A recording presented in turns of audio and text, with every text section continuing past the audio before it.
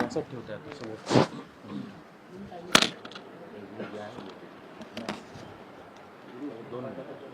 हो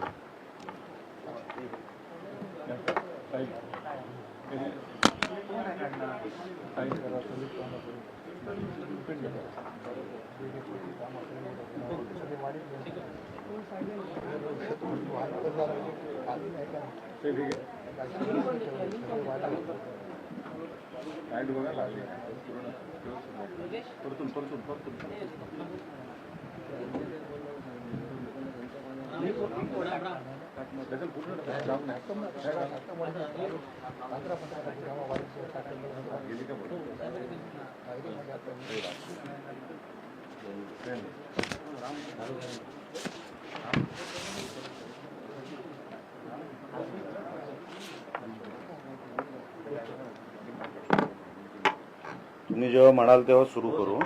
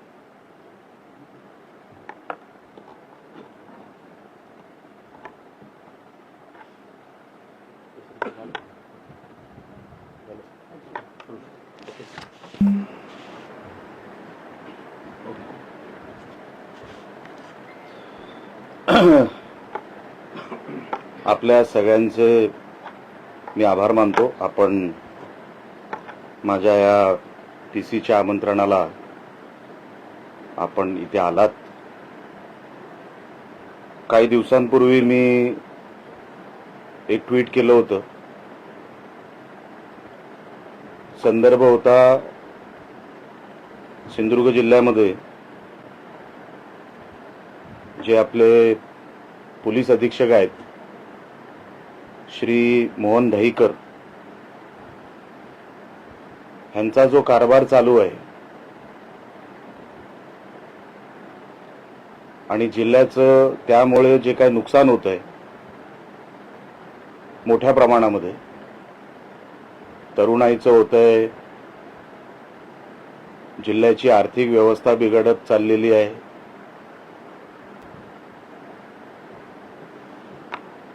आणि या सगळ्या विषयांना अनधिकृत असेल, अनैतिक धंदे असतील, या सगळ्यांना मोहन दहीकर यांचा पाठिंबा कसा आहे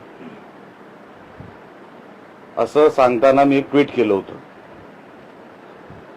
सन्माननीय श्री मोहन दहीकर हे आपल्या जिल्ह्यामध्ये 22 मे 2025 रोजी त्यांनी पदभार स्वीकारला. तो पदभार स्वीकारल्यानंतर आतापर्यंत आपण जो त्यांचा कार्यकाल बघतो, पहिलं गुन्ह्यांपासून सुरुवात करू. सिंधुदुर्ग जिल्ह्यामध्ये साधारण आजच्या तारखेमध्ये 1100 ते 1200 गुन्हे हे रजिस्टर्ड आहेत. हे सांगायच्या अगोदर तुम्हाला असंही सांगितलं पाहिजे की मागच्या 2-3 दिवसापासून मी पोलीस डिपार्टमेंटकडून काही माहिती मागून घ्यायचा प्रयत्न केला, तर अचानक ते अधिकारी जे माहिती देणारे होते ते गायब झाले, सुट्टीवर गेले. त्यांची उत्तरं बदलली आणि ते काही सरळ उत्तर देऊ शकले नाहीत. मला त्यांच्यावरचं दडपण लक्षात आलं, म्हणून मी त्यानंतर त्यांना डिस्टर्ब केलं नाही. तर 1100 ते 1150 हे साधारण गुन्हे रेजिस्टर्ड दिसत आहेत. ह्याचं जर कन्व्हिक्शन रेट तुम्ही बघितलं, जे कन्व्हर्जन होतं क्राईम टू शिक्षा, क्राईम टू पनिशमेंट, आपल्या जिल्ह्यामध्ये मागच्या वर्ष दीड वर्षामध्ये हा जो रेट आहे हा लेस देन 20% आहे, 20% खाली आहे. म्हणजे यांचा अर्थ काय होतो, केस रजिस्टर होते, कोर्टामध्ये दाखल होते, FIR दाखल होतो, ऍडजस्टमेंट होते आणि ज्याच्यावर केस होते तो बाइज्जत बरी होतो. ह्याला म्हणतात कन्व्हिक्शन रेट आणि त्याच्यावरचं कन्व्हर्जन. म्हणजे ज्या जिल्ह्यामध्ये कन्व्हर्जन हे 20% कमी आहे, गुन्हे रजिस्टर्ड आहेत, अनेक अजून प्रलंबित आहेत, त्याचा अजूनपर्यंत कुठे काही शोध नाही, त्याचा अजूनपर्यंत काय चाललंय आम्हाला माहित नाही. कोर्टामध्ये जेव्हा हे सगळे गुन्हे जातात ते कन्व्हर्टच होत नाही. काही किरकोळ लोकांना शिक्षा होते, जे ऍडजस्टमेंट करत नाहीत त्यांना शिक्षा होते. असे हे 20% खाली आपल्या जिल्ह्यामध्ये. आणि माझ्याकडे प्रत्येक तालुक्याची आकडेवारी आहे, पण ती आकडेवारी सांगून तुमचा मी वेळ घेणार नाही. तुम्हाला कधी ती आकडेवारी जी माझ्या हाती लागली आहे ती तुम्हाला हवी असेल, मी तुम्हाला तो सेपरेट पेपर आहे पत्रकार परिषदेनंतर तुमच्या समोर ठेवतो. म्हणजे प्रत्येक तालुक्याचे तुम्हाला किती गुन्हे झालेत त्याच्यावरती आता ते त्यांचं काय होतंय ही सगळी आकडेवारी तुम्हाला मी देतो. हा झाला कन्व्हर्जन म्हणजे क्राईम टू पनिशमेंट. ह्याचा रेट आपल्या जिल्ह्यामध्ये लेस देन 20% आहे, तुम्हाला मी सांगितलं. त्यावरूनच पोलीस डिपार्टमेंट, माझा खरं तर पोलीस डिपार्टमेंटवरती काही आक्षेप नाही. जेव्हा पोलीस डिपार्टमेंटचा बॉस तो ठरवतो की डिपार्टमेंट कसं चालवायचं, जर वरचा प्रमुखच पोलीस, एक फार मोठं ही रॅकेट आपल्या जिल्ह्यामध्ये आज सगळीकडे आपल्याला दिसते आणि हे प्रत्येकाला माहिती आहे, गावागावात आहे. आता मी ही जी बनावट दारू बॉर्डरवरून क्रॉस होते, गोवा बॉर्डरवरून आपल्या राज्यात येते. तुम्हाला मी तारखा सांगतो, ह्या ज्या गाड्या पकडल्या गेल्या या कुठल्या तारखेला पकडल्या गेल्या आणि कुठे पकडल्या गेल्या, गोवा राज्यातून आलेल्या. 30 जुलै 2025 अणसुरा येथे दारू जप्त, तालुका राजापूर. 16 जुलै 2025 दारू पकडली गेली, तालुका राजापूर. 3 सप्टेंबर 2025 पन्हाळे सौंदळ इथे पकडली गेली, 2,11,00,000ची दारू पकडली गेली, तालुका राजापूर. 28 डिसेंबर 2025 दारू पकडली गेली, तालुका राजापूर. 5 डिसेंबर पकडली गेली, तालुका राजापूर. 10 मे 2025 बनावट दारू पकडली गेली, तालुका राजापूर. 25 मे 2026 दारू पकडली गेली, तालुका राजापूर. 26 मे 2026 13 लाखांची दारू पकडली गेली, तालुका राजापूर. दहीकर आले 22 मे 2025. मी तुम्हाला जुलैपासूनच्या तारखा सांगितल्या. ह्याच्यामध्ये एक तरी कारवाई सिंधुदुर्गामध्ये झाली का? मग ती का झाली नाही? रत्नागिरीच्या एलसीबीनी किंवा तिकडच्या पोलीस डिपार्टमेंटने सातत्याने वर्ष दीड वर्षामध्ये इकडून आलेली गाडी तिकडे पकडली, इकडे का नाही पकडली?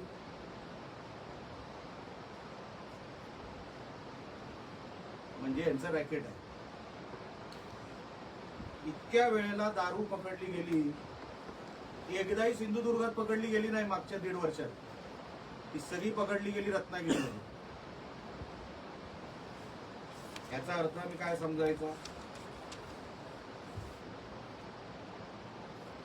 त्याच्यावर मी नंतर येईल की नेमका हप्ता किती जातो. पुढे गांजा आणि ड्रग्ज. आता गांजा आणि ड्रग्ज सप्लाय करणारे आणि त्यांच्यावरती झालेली कारवाई ही 2025 पासून ते 2026 पर्यंत कुडाळ, कणकवली, कुडाळ, मालवण, कुडाळ, पिंगोळी, कुडाळ, कवळी कट्टा ही 7 ते 8 वेळा कारवाई झाली. सकाळी पकडले, संध्याकाळी सोडून दिले, दुसऱ्या दिवशी सोडून दिले.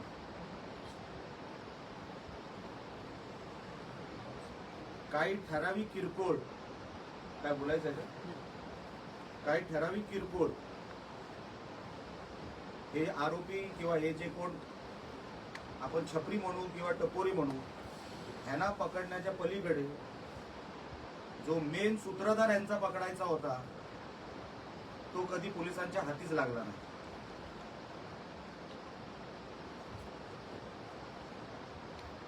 दोन 5, 15, 20 यांची ठरलेली पोरं, त्यांच्यावरच कारवाई. पण हा सप्लायर कोण आहे? कोण कुडाळपर्यंत मटेरियल आणतंय? बॉर्डर कोण क्रॉस करतंय? कुठल्या मार्गाने येतंय? समुद्राच्या मार्गाने येतंय किंवा कुठल्या घाट मार्गाने येतंय?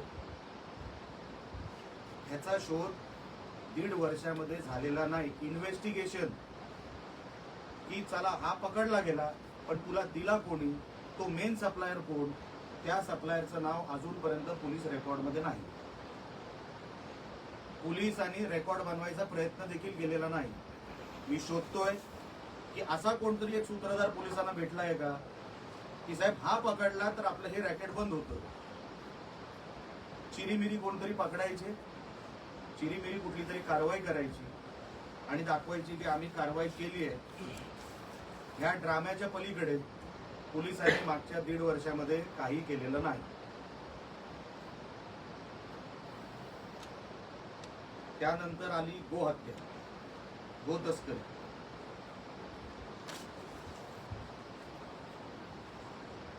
बीफ आपल्या जिल्ह्यामध्ये कुठे कुठे मिळतं, सावंतवाडी पासून ते जग जाहीर आहे. कुडाळमध्ये एक कसाई आहे, त्यांनी तर आता ती काय कटरच आणलेली आहे. मखदूम पीआय जेव्हा होते, मी त्यांना स्वतः फोन करून सांगितलं होतं की अशा कत्तलखान्यांवर, अशा व्यक्तींवर तुम्ही मोका का लावत नाही? अजूनपर्यंत जिल्ह्यामध्ये गो तस्करीवर मोका लागलेला नाही. मी सरकारचं अभिनंदन करतो की आता मोका अधिकृत केलेला आहे गो तस्करीमध्ये. अजूनही कुडाळमध्ये, सावंतवाडीमध्ये बीफ विकलं जातं. मस्जिदीच्या बाहेरचे स्पीकर मोठ्या प्रमाणामध्ये फुल व्हॉल्यूम मध्ये वाजवले जातात. एसपीना आम्ही तक्रार करून सुद्धा एसपी त्याच्यावरती काही कारवाई करायला तयार नाही. आमच्या काही संघ परिवाराची लोक रेकॉर्डिंग मला पाठवतात रोजची. ती जी बांग ते लोकांची जेव्हा सुरू होते, पाहिजे तर तुम्हाला मी रोजची ते जे स्पीकर मध्ये जी व्हॉल्यूम असते ते तुम्हाला मी ऑडिओ क्लिप पाठवू शकतो. रोजची तक्रारी करून सुद्धा आमच्या हिंदूंना त्रास होतोय, तक्रार होते, तरी पोलीस दुर्लक्ष करतात. बीफ ट्रेड होतो आपल्या जिल्ह्यामध्ये, पोलीस दुर्लक्ष करतात. एकही कारवाई, तुम्ही सगळे प्रोफेशनल आहात. गोमातेची गाडी ही पोलिसांनी पकडलेली एक तरी घटना मला तुम्ही मला सांगायची. की ही कारवाई पोलिसांनी गोरक्षकांनी पकडलेली गाडी नाही म्हणत आहे आणि नंतर ती पोलिसांच्या ताब्यात दिलेली गाडी म्हणत नाही. ही गाडी पोलिसांनी पकडली, ह्याच्यात तस्करी होत होती आणि ती पोलिसांनी पकडली आणि त्याच्यावर कारवाई केली. अशी एक गाडी आणि एक गाडीचा नंबर मला पत्रकार आमच्या सगळ्या कुठल्याही आमच्या महोदयांनी दिलेला आणि मला माझा मुद्दा खोडून काढलेला मला चालेल. पण एक कारवाई, एक गाडी ही पोलिसांनी पकडली आणि त्याच्यावरती ही कारवाई झाली. अशी एक गाडी गो तस्करीच्या विषयामध्ये मला आपण कोणी मला सांगावी, माझ्या शोधण्यात कुठे मला सापडलेली नाही. दहीकर यांचा कारभार हा फक्त ग्राउंडवर व्हिजिलन्स ठेवणं, पोलिसिंग करणं, पेट्रोलिंग करणं ह्या पुरता मर्यादित नसावा. कारण का मी कधी पोलिसांचा युनिफॉर्म घातला नाही, मला त्यांची प्रोसिजर डीपमध्ये माहीत नाही. पण जिल्ह्यात जेवढी पदं आहेत पोलिसांची, माझ्या रेकॉर्डप्रमाणे 1163 पदं आहेत. 1.5 वर्षामध्ये ती पदं भरण्याचा तर प्रयत्न झाला नाही. काही लोकांनी म्हणजे काही अधिकाऱ्यांनी, पोलीस अधिकाऱ्यांनी इकडून बदली घेऊन दुसऱ्या जिल्ह्यात गेली. आता पदं आपल्याकडे जवळपास 482 आहे. म्हणजे वर्कफोर्स हा 50% पेक्षा कमी आहे पोलीस डिपार्टमेंटचा आपल्या जिल्ह्यामध्ये. ही जबाबदारी कोणाची आहे? एसपींची नाही आहे. दोडा मार्गामध्ये रबर प्लांटेशनच्या नावाखाली परप्रांतीय लोक येऊन तिथे गांजा उगवत आहेत. स्थानिक जाऊ शकत नाही भीतीपोटी, कोणी जाऊ शकत नाही भीतीपोटी. तो एरिया असा वेगळा पाकिस्तान केल्यासारखाच झालेला आहे. आजपर्यंत एसपी साहेबांना असं का सुचलं नाही की मी तिकडे दोडा मार्गात जाऊन, जो आमचा सिंधुदुर्गाचा भाग आहे, जिथे रबर प्लांटेशनच्या नावाखाली गांजा उगवला जातोय, गांजा आणि हेक्टर किती 1800 पेक्षा जास्त हेक्टरवर रबर प्लांटेशनच्या नावाखाली गांजा बनवला जातो. आता तिथे वेगवेगळे ड्रग्ज बनवले जातील, माहित नाही, कारण का तिथपर्यंत कोण गेलंच नाही. सगळ्यांना बाहेरून संशय आहे हे काम कोणाचं आहे? पोलिसांचं आहे. आतमध्ये तुम्हाला रेड मारायची होती तर इतक्या वर्षापासून, 1.5 वर्षापासून कशासाठी थांबलेलं होतं? नुसते 2-5 लोक रस्त्यावरचे पकडून गरिबांना, हे सगळे छपरी पोरं पकडून काही होणार नाही. तिथे 1800 हेक्टरवर रबर प्लांटेशनच्या नावाखाली ड्रग्ज उगवले जात आहेत, बनवले जात आहेत. दहीकरांचं लक्ष नाही, दहीकरांना लक्ष द्यायचं नाही.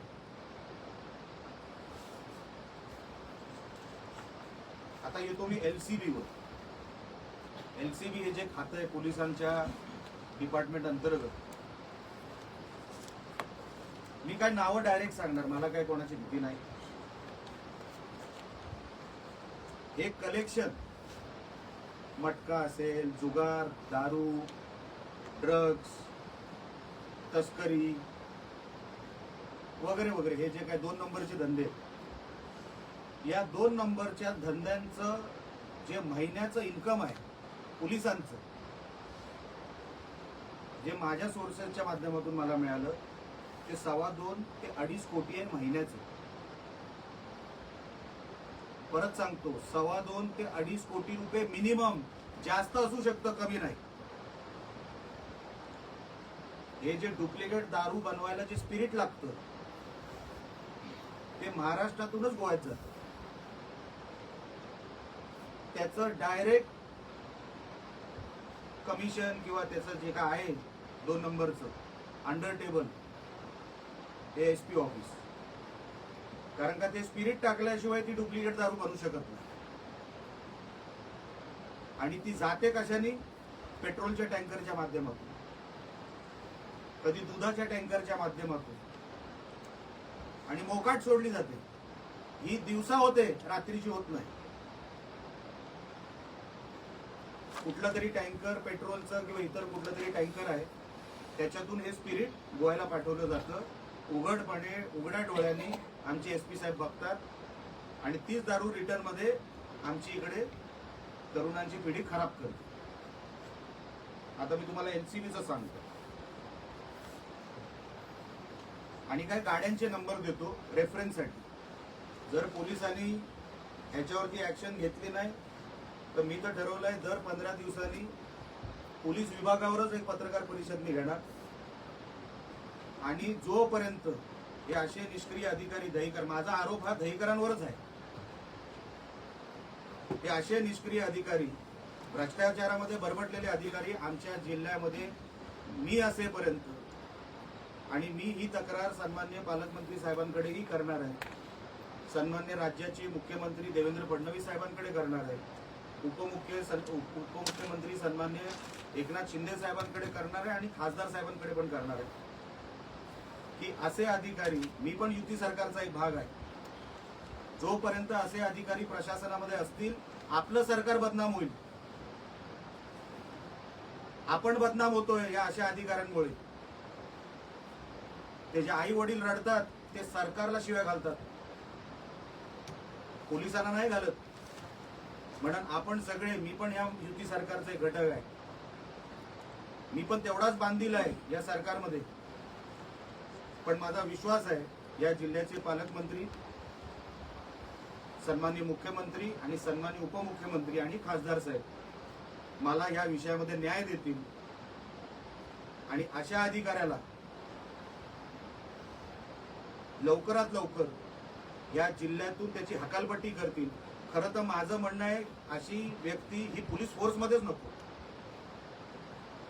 पोलीस फोर्स मधून पण यांची हकालपट्टी झाली पाहिजे, ही माझी मागणी आहे. आणि मी ती जेव्हा सन्माननीय मुख्यमंत्री साहेबांकडे आणि बाकी या सगळ्या नेत्यांकडे मी बसेन तेव्हा मी माझी भूमिका तिकडेही मांडीन आणि लवकरात लवकर हे असे दहीकरांसारखे अधिकारी आमच्या जिल्ह्यात नको हे मी सांगायचं काम तिकडेही करेन. एनसीबीचं सांगत होतो, एनसीबी मध्ये बांदा चेकपोस्ट वरून सावंतवाडी मार्गे ही दारू वाहतूक होती. आता एनसीबी खात्याचे, मला कोणाचंही कॅरेक्टर असॅसिनेशन करायचं नाहीये, मी तुम्हाला नावाचे 2 अक्षरं देणार, पुढचा शोध तुम्ही लावायचा. एनसीबी मध्ये हा अधिकारी कोण किंवा शेवटचं नाव देतो. एनसीबी मध्ये एक राठोड आहे आणि एक डिसोजा आहे.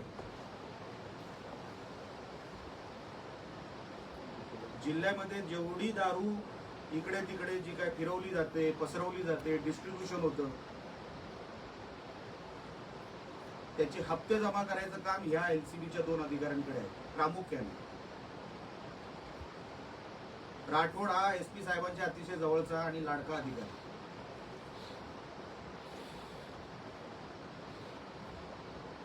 आता डीवायएसपी ऑफिस 2 वेगळे सेपरेट गेलेले आहेत, सावंतवाडी डिव्हिजन आणि कणकवली डिव्हिजन. सावंतवाडी डिव्हिजन मध्ये फोंडकर नावाच्या एका अधिकाऱ्याकडे जबाबदारी आहे जुगार, मटका, दारू वाहतूक याचं कलेक्शन करणार. डीवायएसपी ऑफिस कणकवली, कारण का 2 वेगळे डिव्हिजन केले. साळवी नावाचे अधिकारी आहेत जे जुगार, मटका, वाळू, दारू वाहतूक, वाळू वगैरे सगळे जे काय कलेक्शन करण्याची जी काही जबाबदारी आहे या 2 डिव्हिजन मध्ये ती वाटली गेलेली आहे. मग एक जामदार नावाचे अधिकारी आहेत ज्यांना मालवण आणि तो पट्टा दिलेला आहे. चव्हाण नावाचे आहेत ज्यांना मालवण आणि कुडाळचा एक पट्टा दिलेला आहे. आता गाड्यांचे नंबर हे तुम्हाला चेकपोस्ट सावंतवाडीची जी काही सातारड्याच्या जवळची जी चेकपोस्ट आहे तिथे एक गाडी सातत्याने MH07 4242. अच्छा, ही एक गाडी नाहीये, हा नंबर 1 आहे, गाड्या 3 आहेत, सेम कलर, क्रेटा मॉडेल, काळ्या काचा, एका नंबरच्या 3 गाड्या. आता कदाचित ते गायब करतील, पण मागच्या कुठल्याही सीसीटीव्ही फुटेजमध्ये जर तुम्ही जाऊन बघाल तर तुम्हाला ही एक गाडी अनेक वेळेला दारूची वाहतूक आणि बाकी सगळी या गाडीच्या माध्यमातून होत असते. तशीच एक गाडी आहे MH07 AG3190 आणि MH07 मधला तो हे नाहीये अल्फाबेट 5901. हे आतापर्यंत निलेश राणेला जर माहिती पडलं म्हणजे आपण विचार करू शकता आपल्याला ह्याच्याबद्दल किती माहिती असेल. कदाचित माझ्यापेक्षा जास्तच माहिती आपल्याला असेल. हे सगळं करण्याचं कारण एवढंच, कारण का मागच्या काही दिवसांपासून पोलीस दहीकरांच्या मार्गदर्शनाखाली जसं वागतायत. हा जो डिसोजा नावाचा अधिकारी आहे हा आमच्या आवळे गावात गेला आणि सांगितलं एका छपरी गँग पकडली तिकडची आणि सांगितलं तू दारूचा व्यवसाय सुरू कर, मी तुला सपोर्ट करतो. आता ती सगळी टपोरी मुलं होती. हे आता हल्लीच सांगतो तुम्हाला, मागच्या महिन्याचं. आता पोलीसच आपल्या बरोबर आणि पोलीसच आपल्याला सांगतोय की चल तू दारूचा धंदा सुरू कर, मी तुझ्या बरोबर आहे असं सांगितल्यानंतर त्या पोरांनी सुरू केलं आणि हप्ता द्यायचा कुठेतरी त्याचा राहून गेला किंवा काहीतरी कमी जास्त झालं, त्याला ह्या डिसोजानेच अटक करून त्याच्यावरती कारवाई केली आणि त्याला अटक केली. जिल्ह्यामध्ये 2.5 ते 3 कोटी रुपये हा महिन्याचा हप्ता जातो 2 नंबरचा.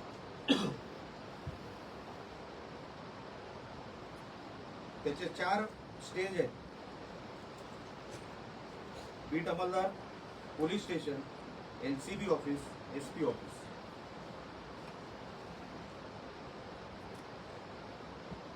आपल्याला जिल्ह्याला कुठे घेऊन जायचं आहे हे आता पोलीस डिपार्टमेंट नाही ठरवणार. हे उघडपणे होतंय, उघडपणे हे सगळे प्रकार चालू आहेत.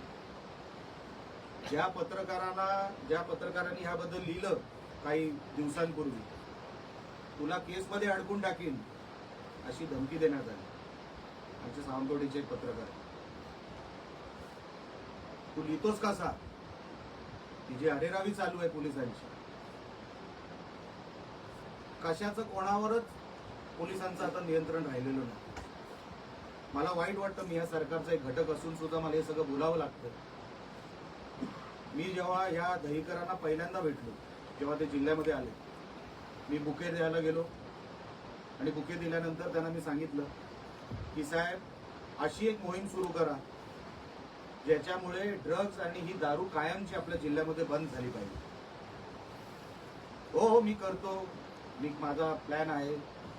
एक तरी मोहीम रेड मारण्याच्या पलीकडे, किरकोळ रेड आहे, या रेडनी काही होत नसतं. मोहीम चालवलेली या मोहन दहीकरांनी मला तुम्ही मागच्या 1.5 वर्षात सांगायचे. कुठे मोहन दहीकर रस्त्यावर दिसले, कुठे डोंगरावर दिसले, कुठल्या चेक नाक्यावर त्यांना काहीतरी टीप आली, स्वतः दहीकर उतरले. कुठलं आपल्याला नैसर्गिक संकट आलं त्याच्यामध्ये दहीकर पुढे आले. हा माणूस आल्यापासून बदली मागतोय. ज्या माणसाचा मूडच नाही या जिल्ह्यामध्ये राहायचा, तो कलेक्शन करणार नाही तर मग दुसरं काय करणार आहे? म्हणून मी पालकमंत्र्यांना विनंती करणार आहे, पहिला हाकाला अशा अधिकाऱ्यांना ज्यांना कामच करायची इच्छा नाही आपल्या जिल्ह्यामध्ये. आपल्याला आठवत असेल, आपल्या जिल्ह्यामध्ये एक SP होऊन गेले प्रसन्ना म्हणून. जी स्पिरिटची गाडी मी तुम्हाला बोलतोय, काही ज्येष्ठ पत्रकार आहेत साहेब, तुम्हाला आठवत असेल स्पिरिटचे टँकर पकडले होते, ज्याचा उल्लेख मी केला, जे गोव्यामध्ये जातात आणि डुप्लिकेट दारू परत आपल्या महाराष्ट्रात येतात. त्या प्रसन्नानी जी कारवाई केली होती त्याच्यानंतर त्याच्यानंतर SP आले असतील. सौरभ अग्रवाल यांच्या अगोदर SP होते, त्यांना ते नवीन होते, त्यांना काहीच कळायचं नाही. हा सगळा परत व्यवस्था बसली, कारण का सौरभ अग्रवाल कशावर, ते काय घेत नव्हते, हप्त्यामुळे पुढे त्यांचा हात नव्हता, ते तसे साफ होते, त्यांचे हात साफ होते. पण कशावरच नियंत्रण नाही, लक्ष नाही. हे परत सुरू झालं आणि मोठ्या प्रमाणात त्यांना लक्षात आलं. आता हा परत मार्ग उघडला. जसं प्रसन्नानी कारवाई केली होती जेव्हा ते SP होते, त्यांना कॉन्फिडन्स आला की दहीकरांच्या कंट्रोलमध्ये हा जिल्हा असताना आपण ह्याच्यातला 100% ह्याच्यातला मार्ग काढू शकतो, आणि त्यांनी तो काढला. तडीपाऱ्या, किरकोळ तडीपाऱ्या, लहान 2-3 लोकांना सोडल्या किंवा राजकीय तडीपाऱ्या, मोहन दहीकरांना आमचा सहकारी, आमचा उपजिल्हा प्रमुख आनंद शिरवळकर हा मोठा क्रिमिनल वाटतो. एकमेव तडीपारी झालेली ती राजकीय. एवढे गुन्हे झालेत 1100-1200, कोणाला एमपीडा लावलेला नाही. शेवटचा एमपीडा लावला तो भूषण नावाचा एक कुडाळचा एक कुठला तरी मुलगा होता, त्याला चायनीजच्या गाडीवर लफडं झालं म्हणून त्याच्यावर एमपीडा लागला. चायनीजच्या गाडीवर मारामारी झाली म्हणून त्या भूषणला रत्नागिरी जेलमध्ये 1 वर्ष राहावं लागलं. तडीपारी लावली नाही इतक्या वर्षात, 1.5 वर्षात.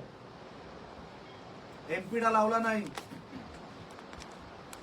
कन्व्हिक्शन रेट 20% पेक्षा खाली.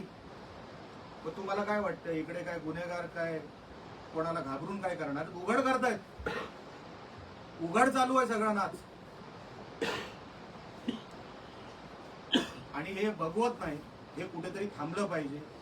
जोपर्यंत मोहन दहीकरांसारखे अधिकारी आपल्या जिल्ह्यात असतील तोपर्यंत हे गुन्हेगार असेच मोकाट, असेच आनंदात आणि समाधानाने त्यांचा कारभार करतील, पैसे कमवतील. आणि आपल्या इकडचे तरुण ड्रग्सच्या आहारी जाऊन, दारूच्या आहारी जाऊन त्यांचा जीव जाणार, आई वडील टेन्शनमध्ये, त्यांचं जीवन खराब. हे सगळं पोलीस कंट्रोलमध्ये आणू शकत होते, पण त्यांनी 1.5 वर्षामध्ये का आणलं नाही मला माहित नाही. मी माझ्या आमदारकीचा कार्यकाळ बोलू शकतो, त्याच्या अगोदरचा कार्यकाळ मी काढलेला नाही. तो जर पाहिजे असेल तोही तुम्हाला देईन. पण दहीकर इथून जाईपर्यंत निलेश राणे पाटलाग सोडणार नाही. मी स्टिंग ऑपरेशन पण करतो, स्टिंग ऑपरेशन पण करणार पोलीस डिपार्टमेंटच्या विरोधात. जोपर्यंत दहीकर इथून जात नाही,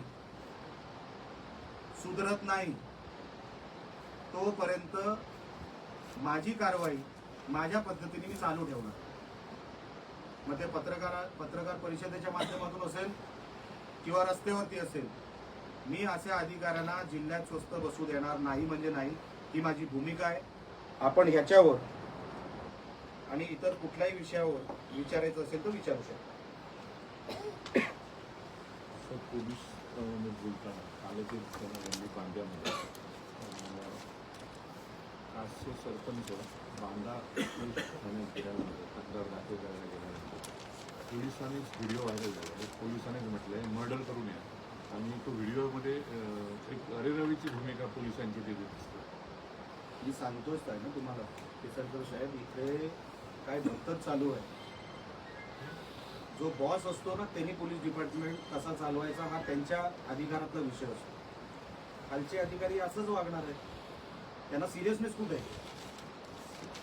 आज महिन्याचे एवढे पैसे मिळत आहेत तुम्हाला 2 नंबरच्या माध्यमातून, तुम्ही ड्युटी कशाला कराल? कशाला कोर्टामध्ये तुम्ही आयो म्हणून तुम्ही प्रेझेंटेशन कराल किंवा फाईट कराल? तुम्हाला सेटलमेंटचे पैसे मिळत आहेत, तुम्हाला ड्रग दारूचे पैसे मिळत आहेत. या अधिकाऱ्यांना सवय लागली आहे. प्रसन्नासारखे जे कोण SP साहेब होते तेव्हा आम्ही त्यांचं काम बघितलंय. काय रुबाब, काय रोखोक वागायचे. नाही म्हणजे नाही.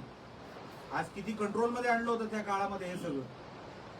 हा माणूस इथे बसून बदली मागतो, मला दुसरीकडे पाठवा. मग जा, उघड सांगून जा. हे जोपर्यंत जात नाही साहेब, पोलीस डिपार्टमेंटमध्ये बदल होणार नाही. कारण का ह्यांना इथे मन लागत नाही, ह्यांचा जीव इथे लागत नाही. इथून गेलेलेच बरेच.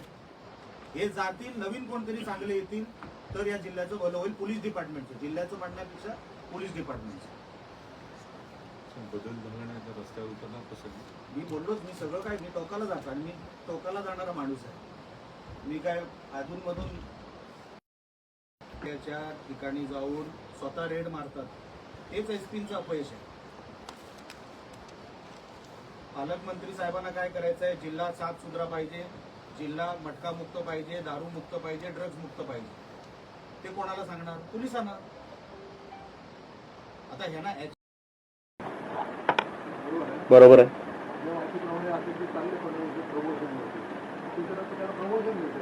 मग प्रमोशन हे झाल्यानंतर मिळालं तर माझंच दुर्दैव समजायचं. पण मी मुख्यमंत्री साहेबांना भेटून पालकमंत्री साहेबांना हे सगळं आम्ही दोघं एकत्रच जाऊ आणि मुख्यमंत्री साहेबांना सांगू की साहेब हे असे अधिकारी आहेत, ते काही कामाचे नाहीत, हे ज्या जिल्ह्यात जातील, ज्या जिथे राहतील तिकडे वाटोळच करतील सगळं, हे कोणाच्या कामाचे नाही, फक्त स्वतःच्या कामाचे.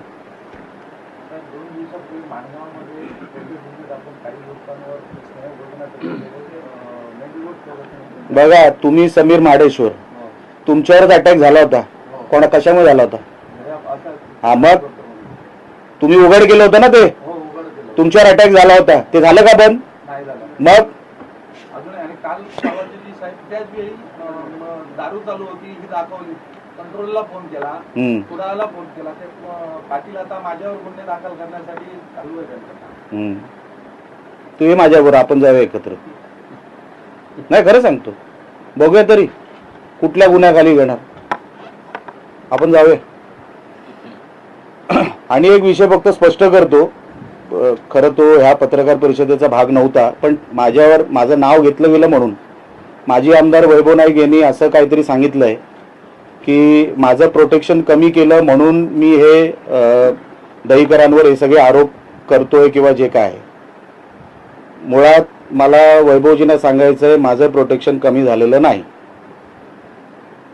आणि पोलीस प्रोटेक्शन कमी करायची किंवा काढून टाकायची जे काय अधिकार आहेत ते जिल्ह्याच्या SP ला नसतात, ते मंत्रालय, राज्य सरकार, गृह खातं.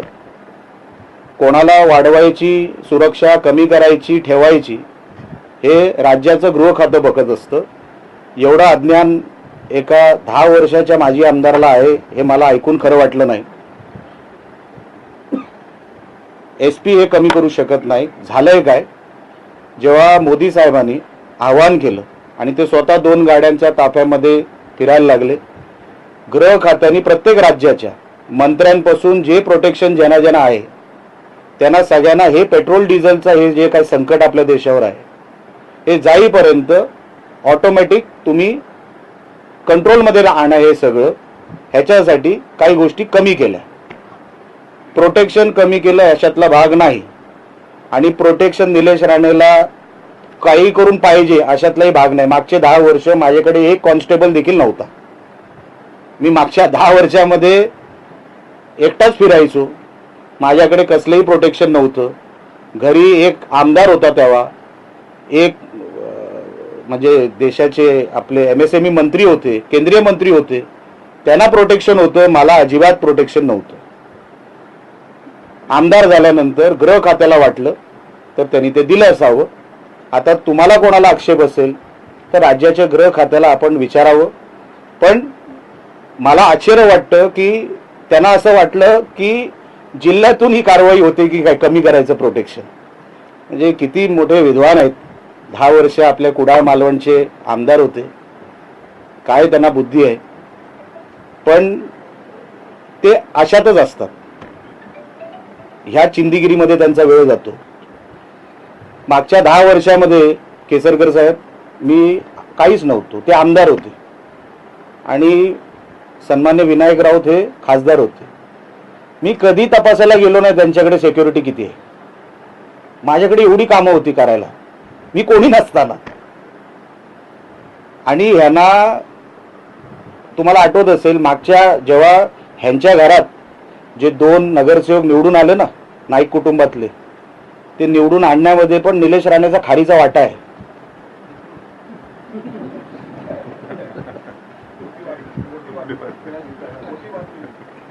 आहेच ना, ते उघड व्यासपीठावरून भाषणं केलेली हे त्यांनी विसरू नये. मला त्यांच्याबद्दल अजिबात आक्षेप नाही, आकस नाही, पण त्यांना माझ्याबद्दल खूप आहे. मी काय डॉक्टर नाही, त्या आजाराचं माझ्याकडे काय उपाय नाही. पण सांगायचं तात्पर्य एवढं की हे सगळं राज्याचं गृह खातं ठरवतं, जिल्ह्यातला SP नाही. एवढी साधी अक्कल एका 10 वर्षाच्या माजी आमदाराला असली पाहिजे होती. पण ते सातत्याने चिंदीगिरीवरच उतरतात. हे चिंदी खेळ आता कुठेतरी त्यांनी बंद करावे. लोकांना आता काम दाखवा. नुसतं सातत्याने नेगेटिव्ह बोलत काही मिळत नाही. ते त्यांना 2029लाही लक्षात येईल. आणि माझ्या त्यांना शुभेच्छा आहेत.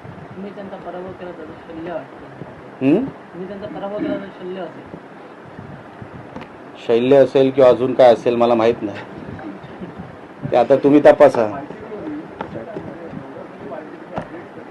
काय म्हणता साहेब? एक ओके सर, एक मिनिट. हां गाड्यांचे नंबर, एक गाडी 3 नंबरच्या 3 एकाच नंबरचे 3 गाड्या, तरी कशी काय बरोबर? साहेब, माझ्या गुरुचं नाव श्री नारायण राणे आहे. आमच्यावर संस्कारच असे आहे, एकदा करायचा ना तर कार्यक्रम पुराच करायचा, अर्धवट नाही. आणि हे जे काही प्रकार चालू आहेत, मी साहेब कोणाच्या श्री मोहन दहीकर काय मी काय त्यांचा विरोधक नाही किंवा ते माझे विरोधक, माझं वैयक्तिक त्यांच्या विरोधात काही नाही. पण जेव्हा ड्युटी तुम्हाला करायची असते तर तुम्हाला 100% त्या ड्युटीला न्याय द्यायचा असतो. आणि जर तुम्ही देणार नाही तर आम्ही हे शोधाशोध करणार. अच्छा साहेब, मला हे काही जास्त करावं लागलं नाही, हे ओपन डोमेन मधल्या माहिती आहेत. जर सहज तुम्ही अशी गाडी काढून चला आज मोहन दहीकरांबद्दल माहिती काढू आणि जिल्ह्याभर 1 तासभर जरी फिरलात ना, हे सगळे येऊन तुम्हाला बातमी देऊन हे माहिती देऊन जातील. एवढे बरबटलेले आहे ते, म्हणून जास्त काही करावं लागणार नाही. पण तुम्ही माझी स्तुती केली याबद्दल, त्याबद्दल आभारी आहे.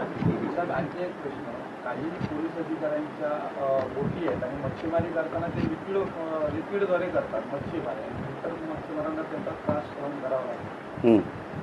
काय ते मेरिटाईमकडे आहे आणि फिशरीजकडे आहे, ते आपल्याला त्यांना सांगावं लागेल. तुझ्याकडे स्पेसिफिक जी माहिती आहे ती माझ्याकडे दे, मी त्यांना कळवतो. असं घडलं होतं पूर्वी, त्यांना तर 3 महिन्यांच्या 6 महिन्याचा घेतला, 3 राज्यांचे पोलीस वरिष्ठ अधिकाऱ्यांची बैठक सगळं आणावं लागतं. तर आपले काही गुन्हेगार असे होतात, काही बेळगाव असे होतात, असं दरवेळेला होत होतं. परंतु मधल्या 5-6 वर्षामध्ये अशा बैठकांचं आपण पालकमंत्र्यांना सांगून अशा बैठक घेऊन हो, आपण म्हणतात तिकडे का अडवले जात आहे. तसंच माझं तेच म्हणणं आहे, जे कारवाई सन्मान्य प्रसन्न साहेबांनी तेव्हा केली होती आपण का करत नाही? इथून गाड्या तिकडे गेल्यावरच डुप्लिकेट दारू परत रिटर्न मध्ये येते. ही कारवाई करणं भाग आहे. म्हणून मी सन्मान्य पालकमंत्री साहेबांना घेऊन आणि त्यांना सांगून राज्याच्या मुख्यमंत्र्यांना आणि DCM साहेबांना भेटणार की साहेब हे चांगले अधिकारी आमच्या सिंधुदुर्गात पाहिजे, कारण का आपण तोंडावर आहोत, बॉर्डर आपल्याकडे आहे राज्याची. हे सगळं कारवाई झाली पाहिजे या मताचा मी आहे, म्हणून मी हा विषय घेतला आणि तो शेवटपर्यंत नेणार, असं अर्धवट सोडणार नाही. 17 जागासाठी स्थानिक स्वराज्य 18 तारीखला मतदान होतं. 14 जागावर तोडगा निघाल्याची बातमी आहे. 3 जागावर आहेत, परभणी असेल, संभाजीनगर आणि पुणे. या जागावर राष्ट्रवादीने दावा केला आहे आणि तिथे पेच निर्माण झालं आहे. शिवसेनेची काय भूमिका? शिवसेनेची भूमिका शिवसेनेचे नेते ठरवतात आणि आमचे सगळे अधिकार हे सन्मान्य राज्याचे उपमुख्यमंत्री सन्मान्य एकनाथ शिंदे साहेबांकडे आहेत. शिंदे साहेब योग्य तोच निर्णय घेतील आणि त्यांची चर्चा मला जे काही दिसते TV च्या माध्यमातून चर्चा सुरू आहेत. चर्चेचा निकाल काय लागतो आणि शिंदे साहेब काय त्याच्यावरती निर्णय देतात हा सर्वस्वी अधिकार त्यांचा आहे.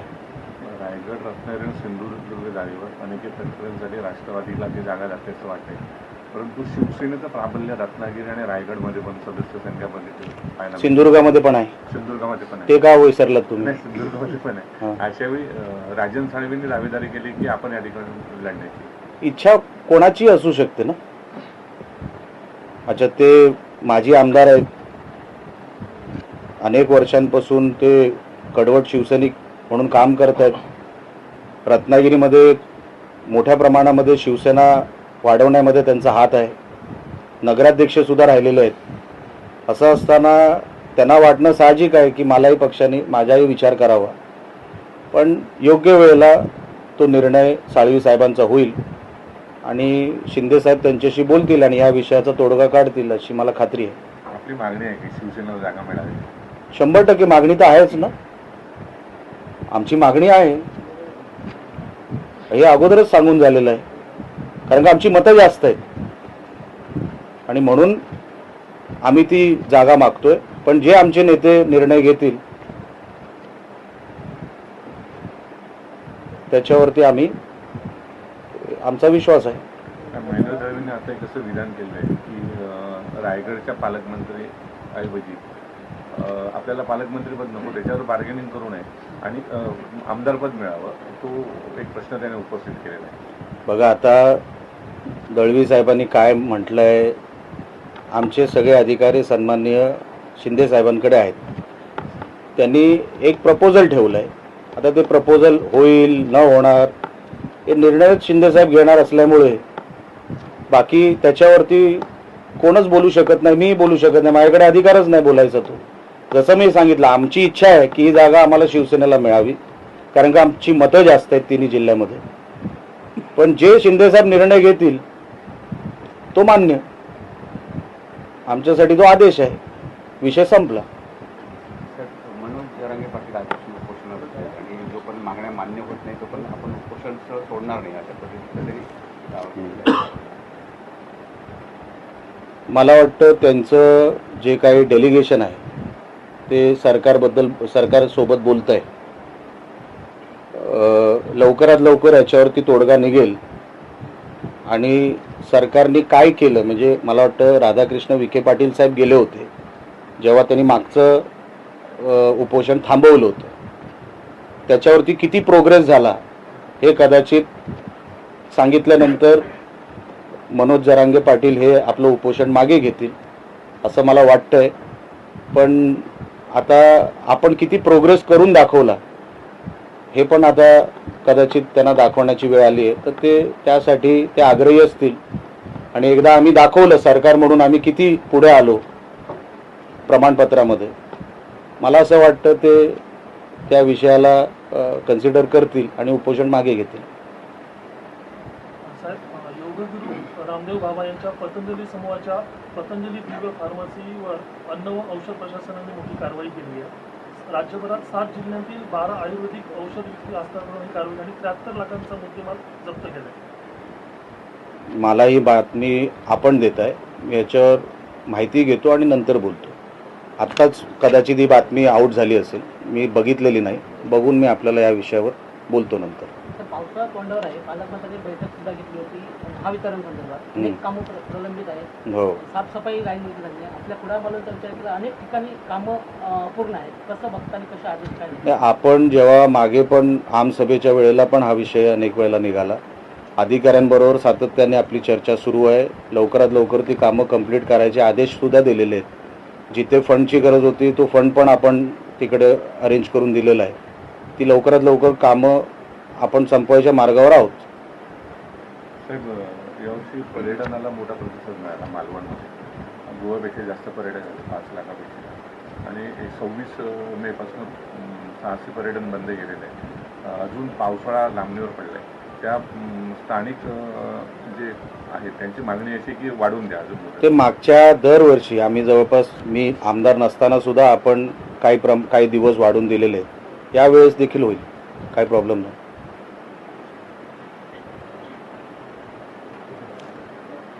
थँक्यू.